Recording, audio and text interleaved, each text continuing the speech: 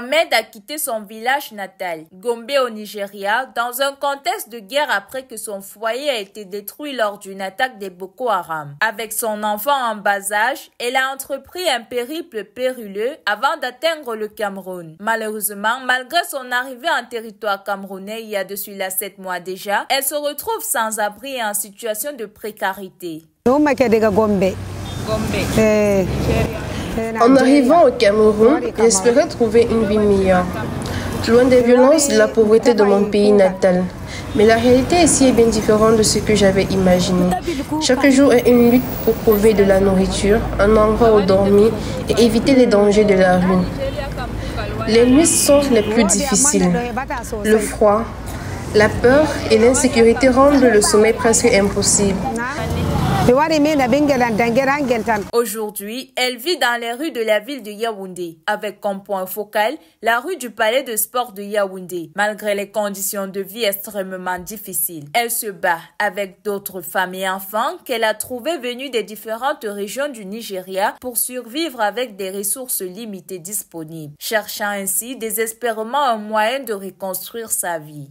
Traverser le Nigeria, les brousses de Garo à pied, avec tous les dangers et de surcroît avec un enfant, mais grâce, laissez-moi vous dire que le chemin était très long.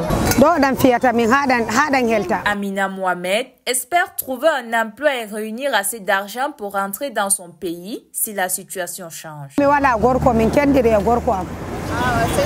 Le soleil et chaque pluie qui commençait finissaient sur moi. Les quelques habits et cartons, je couvrais mon enfant avec.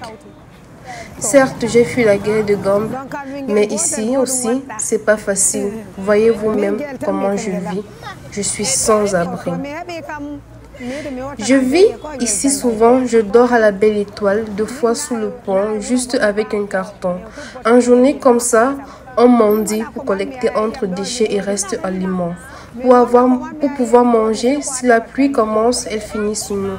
Nous vivons ici et c'est pas facile, mais avec les autres femmes et enfants venus de Kano, un peu partout du Nigeria, c'est un peu soulageant.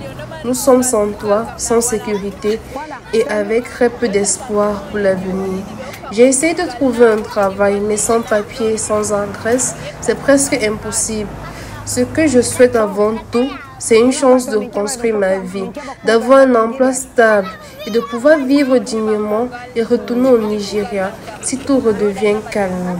En attendant, je prends chaque jour comme il vient, espérant que demain sera meilleur qu'aujourd'hui. Elle continue de lutter pour survivre. Son histoire, tout comme celle des autres femmes et enfants déplacés, est un témoignage poignant de résilience et de détermination des migrants face à l'adversité.